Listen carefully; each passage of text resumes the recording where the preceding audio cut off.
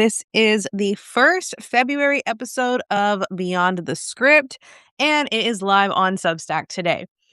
Today, what we're going to get into is embodying the identity before the reality shifts. And this is something that I've talked about from time to time, but it just felt like a really good time to bring this up again because January is done, February is here, and people who get into the New Year's resolution or, this year is going to be my year, you're either in one of two spaces. You're like, okay, I've built great momentum in January and I'm ready to keep it going for February.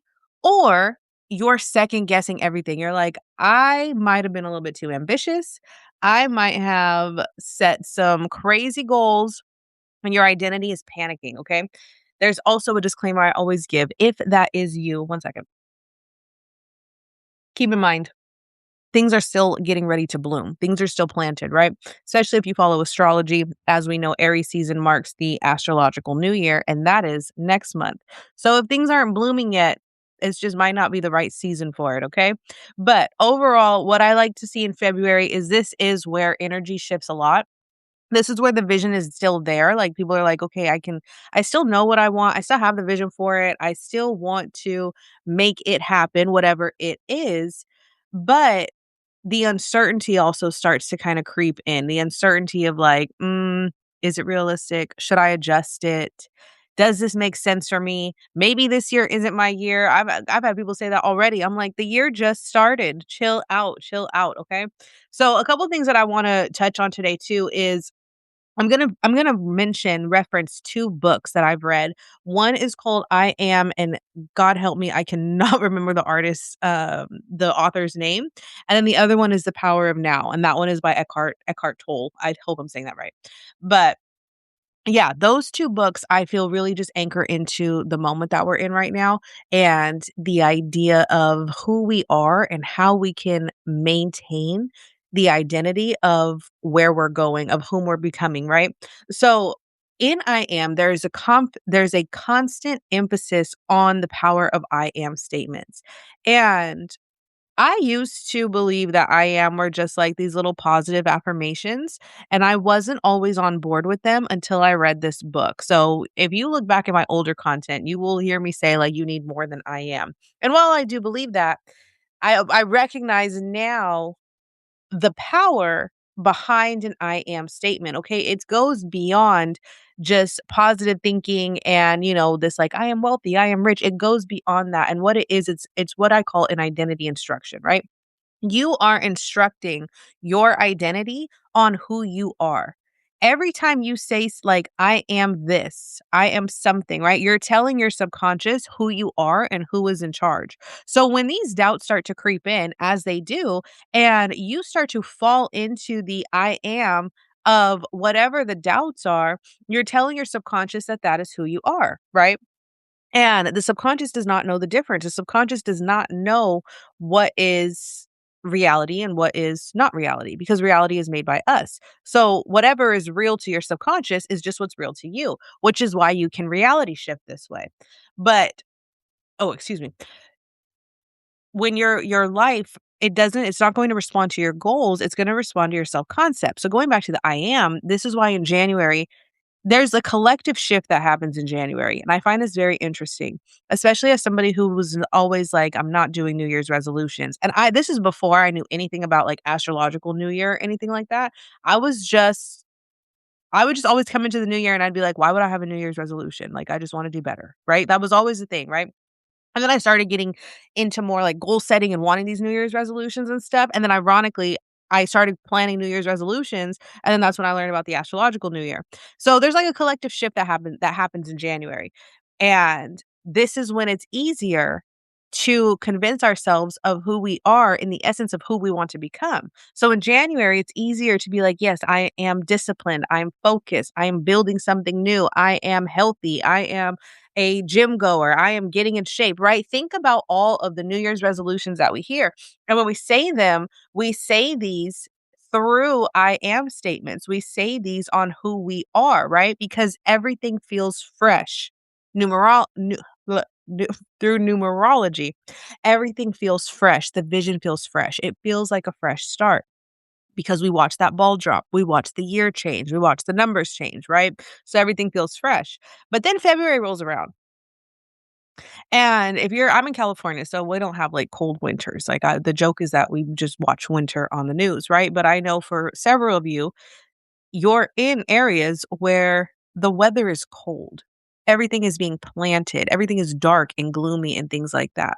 And so when February comes around, you're in this space of like, I don't feel that of which I felt at the beginning of January. You're like, I'm not feeling disciplined right now. I'm not feeling focused. I'm not, you know what I mean? I want to curl up in this snow. I want to curl up in a ball, right? And the two reasons for that, first thing is identity is not proven by your enthusiasm. Okay. It's proven through consistency. Have you ever heard the expression, summer bodies are built in the winter? And for, like, the health and fitness, in the health and fitness niche, I've heard that a lot, like, summer bodies are built in the winter, and that's true. You have to stay consistent even when things are, like, not working or don't appear to be working, I should say. And this is the part that gets challenging. We hit February. Now we're in what I call maintenance mode. We are having to maintain those same I am declarations that we made at the beginning of the year without necessarily having like proof or having results or anything like that it's actually working. Not to mention, it's still dark and gloomy. It's still, planting season. Which I find it very interesting.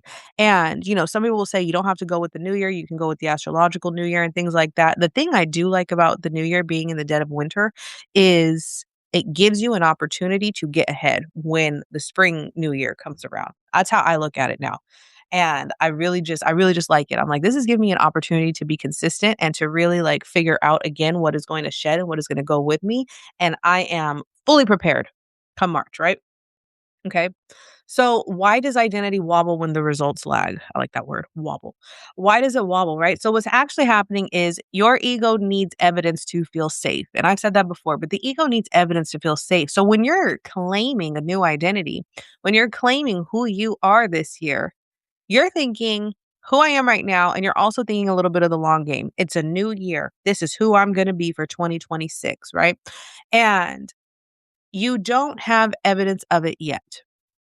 We are 31, 2, 3, we are 34 days into the new year, right? But a lot of you don't have any evidence of who you are yet for this year, for where you're going, right? And your ego needs evidence to feel safe. So when it hasn't shown up yet, and because we are tied to these calendars and these years and things like that, your ego starts to scan for proof, it scans for reassurance, and it's looking for timelines.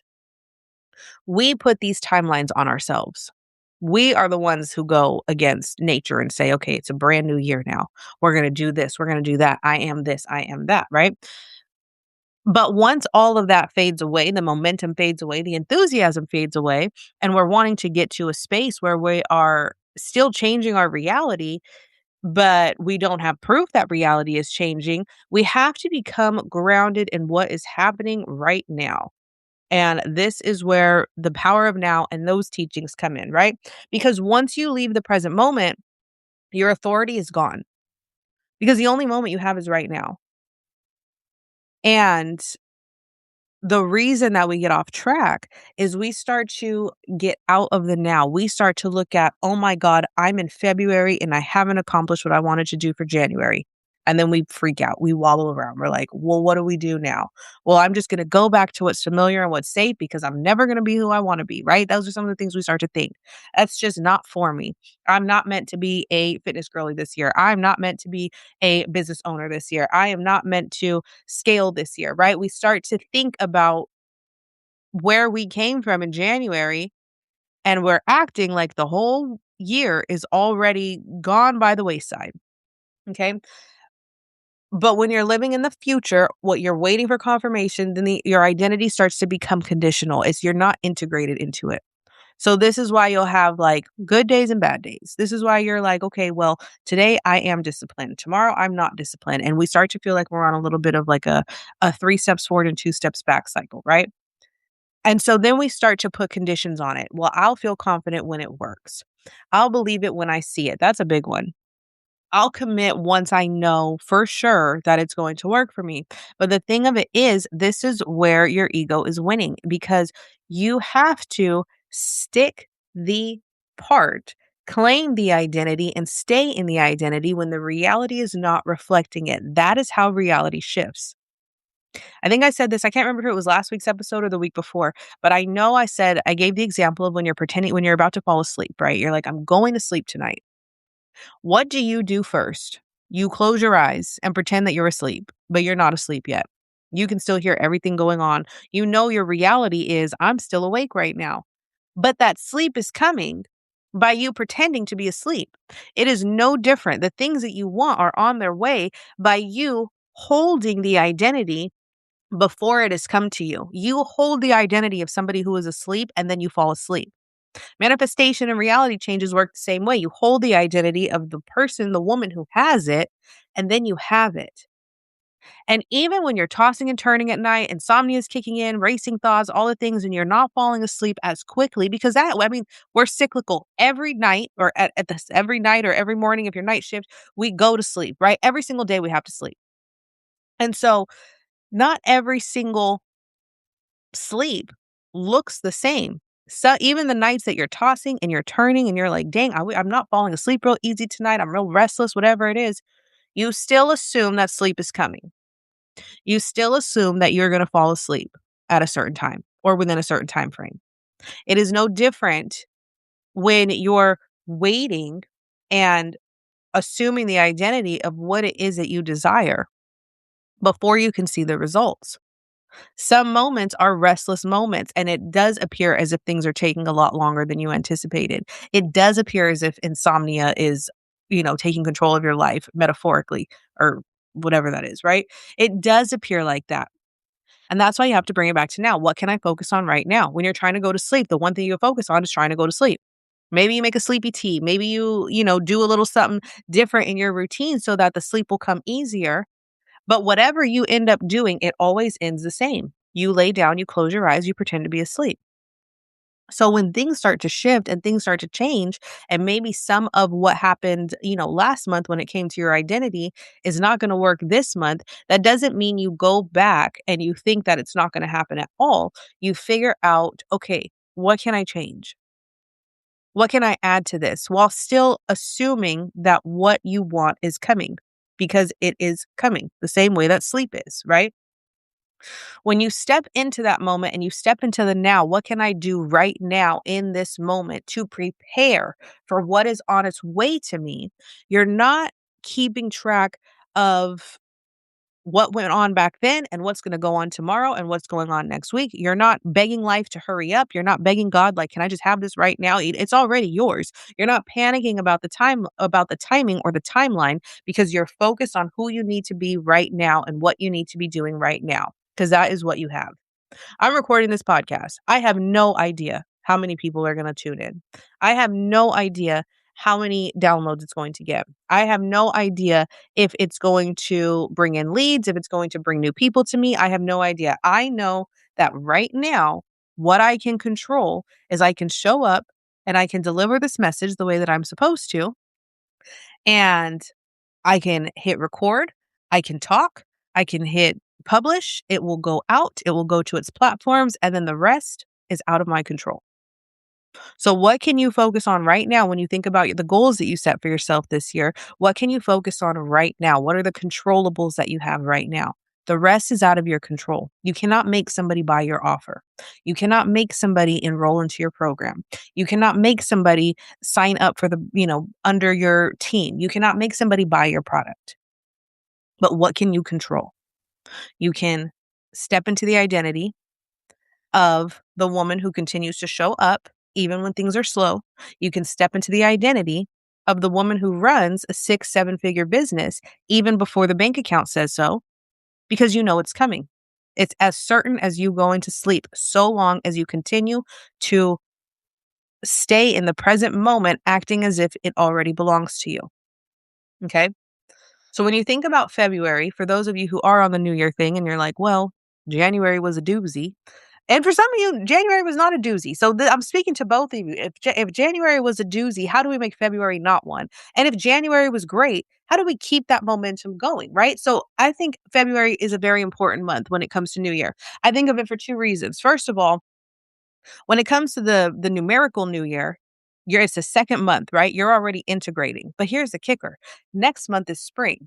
That is the astrological New Year. So this is the month where you're really stabilizing and finally like finalizing these planted seeds and finalizing your identity and deciding who you want to be so that they can bloom next month, so that it can bloom come March, okay? This is the month where you get to train your identity quietly. It's less adrenaline. The hype of the new year has worn off. And if people are not into, natural cycles and natural new year, there's no hype coming back. So the hype is already worn off. There's no social reinforcement. We're not on this collective new year, new goals journey anymore, right? Like now this is the moment that's going to separate the people who stay consistent in what they wanted and the people who are like, not my year, not for me this year, right? And if you can hold your identity here in February and beyond, when no one is clapping for you, nobody is, cheering you on, nothing dramatic is happening, you're not talking to so and so and all that. The gyms are already clearing out. Like when you can hold your identity here and maintain it, then it starts to become real. This is the part that is challenging. This is why reality doesn't shift because we run back to what's familiar. And when we run back to what's familiar, we stay in that old identity because the old identity is still available. We don't have to kill it off. We don't have to let it go. It's still there. It's still there and it's calling to you. And it's so tempting, right? Like you're like, I already know what that feels like. I can either be uncomfortable here or I can be uncomfortable there, but at least I know that level of uncomfortability, right? So every time you do that and then you go back to the old identity, it's an uncomfortable comfort. Whereas your new identity is just uncomfortable. There's no comfort in it. You don't have comfort in it until you start to see results, but you can't see results if you run back to the old identity. Okay? And so this is, like I said, why I think that February is a very good and pivotal month to maintain what you set out to do this year and look at it from the perspective of, hey, if nothing is blooming yet, it's still planting season. I can still assume the identity and I can watch it bloom in spring. I can watch it bloom in summer. I can still get everything that I'm out to get. The year's not over. But aside from that, winter's not done, which is the shedding season, right? So the thing that most people miss is it's your presence that's going to keep the identity intact, which I mentioned with the power of now. I'm looking at my notes. It's not that you necessarily need more belief because you have the belief. The belief is there. The belief is in the vision, right? If you have the vision, you have the belief, but you need to be more present with the belief. I heard a saying the other day that was like, if you're going to overthink it, overthink in the positive, right? So if you have these beliefs and you're kind of overthinking your beliefs in the negative, like, why can't you overthink them in the positive? And taking it back to the present moment, stay present in right now. And reality is going to start to shift without you realizing it at first. That is the cool part. You're going to start to notice little things happen and you're going to be like, wait a second, my reality is shifting. And it's going to shift before you see it because it's going to shift in your mind first. That's how it has to go. When you're present and you're doing the things you're supposed to be doing in the present moment to get you where you want to go, you're going to notice the shifts mentally first. Then you're going to notice everything else responds to that. And in the beginning, some responses are going to feel chaotic. They're going to feel negative, but it's a moment for you to then choose how you're going to create your reality this time. I said this once and I feel called to say this again. I remember, when I first realized like that there were things that I was habits I wanted to build and things that I wanted to like manifest and things like that. I saw it through my children first. And I don't mean in like this cutesy, like, oh my gosh, they're doing it way. No, I saw it through my children first in chaos. When I declared I wanted to get up at a certain time and I wanted to have this routine and all of these things, who starts waking up earlier? The kiddos started waking up earlier on me. And I was like, why are they getting up early? I'm supposed to be getting up early. But they were the catalyst to my manifestations. I wouldn't get up early if they weren't getting up early. But in the moment, it looks like chaos. But this is how reality starts to shift without us realizing it. In the moment, it looked like chaos. I'm like, oh my God, I'm getting up early. Now they're getting up early. Like, what is happening? This is ridiculous. Until I took a moment to pause and take a step back. And I was like, wait a second. They're helping me get exactly what I asked for. They're helping me step into that identity. So it comes down to how you look at it. So when you start to see things in your reality moving or changing, I want you to really take a step back and ask yourself, hold on a minute. Is this changing because I declared something new? And this is just a way for me to step into it more. Is this changing because it's actually aligning me in what I asked for? Because it doesn't always look like rainbows and butterflies when we start to get the things that we ask for. Sometimes it looks like chaos. And I think that's a huge misconception when it comes to shifting reality and, quantum jumping and manifestation. All of that is that it's supposed to be peaceful and it's supposed to, be easy and stuff. No, sometimes it looks like chaos. So many times for me, it looked like chaos, but it's exactly what I asked for. And and chaos is just a perception or a perspective.